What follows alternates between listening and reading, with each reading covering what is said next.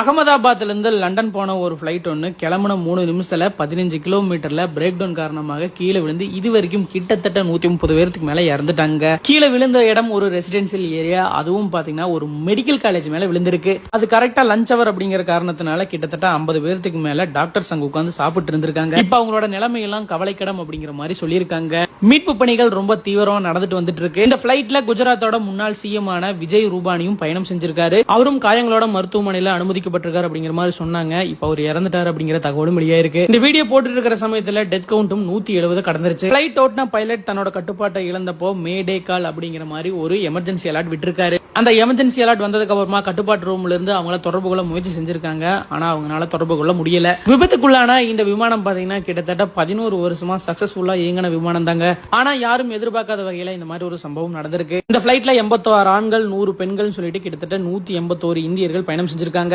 34 ஆண்கள் 27 பெண்கள் சொல்லிட்டு கிட்டத்தட்ட 61 வெளிநாட்டவரும் பயணம் செஞ்சிருக்காங்க. 12 வயதுக்குட்பட்ட 8 இந்திய குழந்தைகளும் 6 வெளிநாட்டு குழந்தைகளும் இதுல பயணம் செஞ்சிருக்காங்க. இப்ப இவங்களோட நிலைமையெல்லாம் என்ன அப்படிங்கிற சரியான டீட்டெயில் இன்னும் வரலங்க. பலி எண்ணிக்கை மட்டும் நிமிடத்துக்கு நிமிடம் அதிகரிச்சுட்டே வந்துட்டு இருக்கு. இது ஒரு மிகப்பெரிய துயராகவும் மாறி இருக்கு.